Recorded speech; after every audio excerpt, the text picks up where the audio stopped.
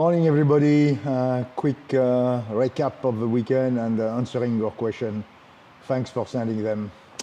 Brandon, how did the team manage tire wear throughout the race, and what impact did it have on the performance of the car, particularly in the later stage of the race? Well, you need to be set up for the end game, basically, and car that was too good early would usually suffer later on.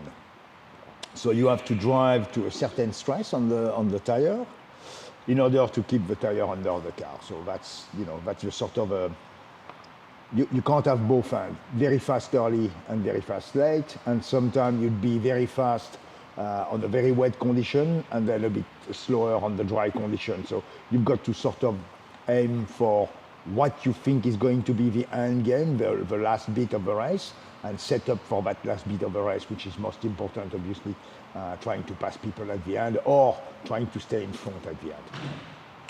Jan, a bit the same discussion, but how was tire degradation? So here I'm going to try to showcase a generic thing about degradation. The leg was okay on the wet, remembering we run a soft tire, so which means it should be prone to degradation. The leg was high on the soft tire, which is the slick soft for dry weather, due to the old surface. Dotto used to call this surface a cheese grater, and I thought that was a very good picture of what the surface is and does to the tire. It has two effects, actually. Because it's very coarse, it allows the tire to get down deep.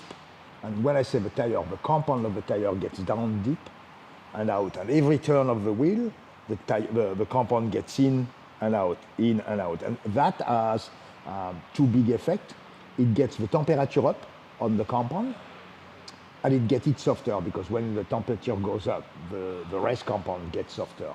And that's why we get dead, because basically you get your compound deep in and hot, so the tire is soft, and it physically breaks the compound, and that's why you get so many barbels, and that's why the wear comes a lot. And the more wear, the more you can get deep in, so the less wear you're going to have, but the less grip you have. That's why this sort of surface, and we had plenty of old surface at Taupo, will definitely impact a lot on the wear of the car. That's how it's happening. Matthew, well done, team. I would like to know if there were any residual effect from the Saturday crash for team car on Sunday. Not that we know at this stage. We looked at the car, obviously, on track at the time, and obviously we reset it for Sunday, and we are looking at it now at the base, double checking all the measurement. It was a wet crash, so at the start of the race, which means we were not traveling very fast, so we didn't have that much energy stored in the car. And because of the wet crash, that means that there is little grip, so which means it's a bit like BR. You push the car and the cars move, where if you've got very, very high grip, which is on the slicks, by example, on the dry surface, you hit the car and the car is anchored into the ground, so the impact is way more hard on the car. So that's why we didn't see too much impact. We changed to wishbone and the upright on the rear corner, a little bit of bodywork, and the car was actually sweet. We put it back on the patch and everything was fine. Though, what were the key factors that influenced the team performance at Taupo, especially considering the variable weather condition? The main issue is still trying to understand what the driver wants. We are still in that build phase, and what we can do with the car. So what we needed is actually more dry time. So unfortunately at Taupo, we went very quickly into, we 1.5 hours of dry time, and then on Saturday, we were full wet. So that's one of the reasons where we probably didn't perform as well as we would have liked, and that's probably why on Sunday, Slady had a quali car but didn't have a race car, because we had only 1.5 hours to try, and we are still learning. We are still in a learning process at this stage, and yeah, that's why I think The other one is the DEG. We knew we were going to have DEG because of the surface of the track, and because we knew that we tried probably two different options in between the two cars on Sunday. One went a little bit towards the understeer too much on Slade, where Jimmy stayed probably a bit more in the neutral area. It seems to pay for Jimmy. He was fast at the end of the race, which was pleasing.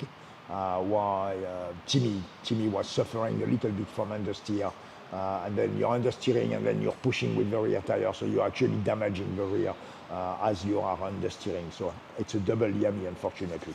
Michael, what specific feedback did Tim and Jimmy provide about the car handling and performance on the Taupo track? Well, we are still looking at being more stable on the rear of the car.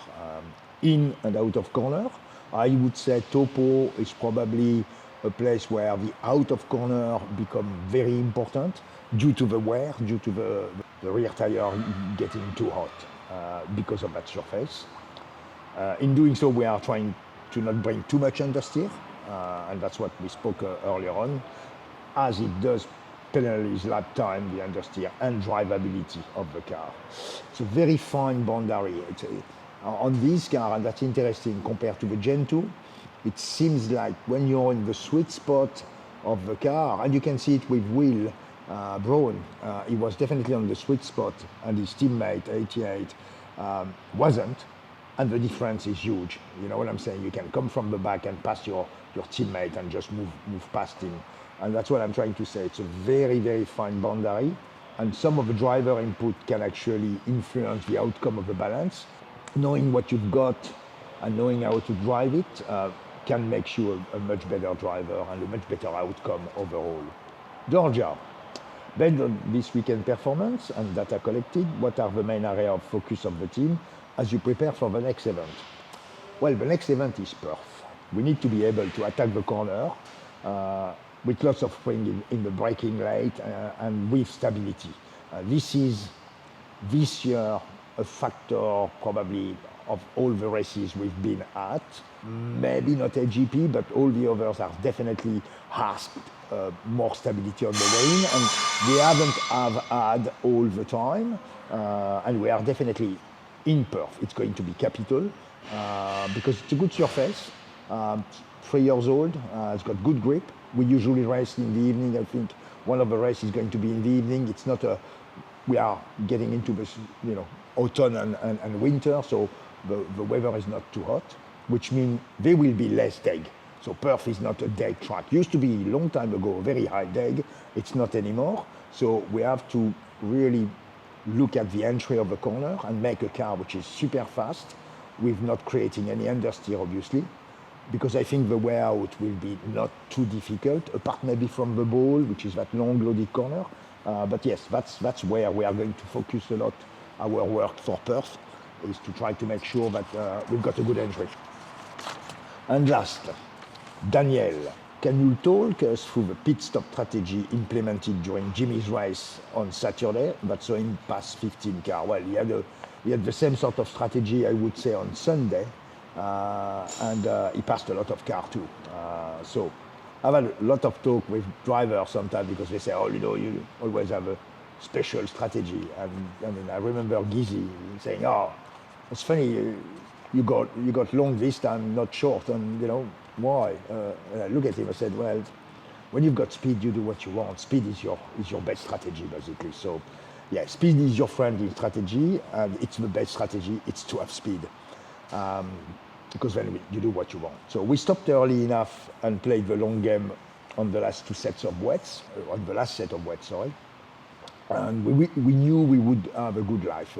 From what we did to the car to prepare for that wet race, and what we did to the pressure, we knew we were going to be okay and not wear them out too much. So in knowing so, then you start to drive to the condition. So you're going to have a good game at the end. So rather than just flog the car earlier on and not use that goodness towards the end, you just have to take your time, and the lap time and the overtaking will come to you. And the guys which have pushed too hard will come backward. And actually, that's probably the first race of the year where Triple Eight was probably set up for a little bit too aggressive, I would say. I mean, nothing wrong with being aggressive and making what they do. They do a fantastic job. But that's one of them where actually Premiair made the long game work, and we passed their car during the race. So the strategy is very simple. If you know what you're good at, you need to execute around that. You know what I'm saying? So if you've got a car which is good for 15 laps, 20 laps, well, don't do a 10-lapper. You do 20, 20, 20, and that's your 60 laps. Now, if you've got a car which is really good on a long strategy, you can actually push very hard for the first 10, 15 laps, then pit, and then do a long run after that. So you undercut people, and then you force them to come too early probably, and they don't necessarily have the tire life. That's what happened on the last race of the weekend on Sunday. And all of a sudden, you catch them and pass them. And I think strategy is all about understanding what you've got and how you're going to play your card. And when you do that and you do it well, you can actually go forward a lot. That's us for today. Thanks again for sending all the questions. We are going to do that again at Perth and for the rest of the year. So we really enjoy trying to answer and give you some insight of what we do and how we do. So thanks very much for sending all these questions, and see you after Perth.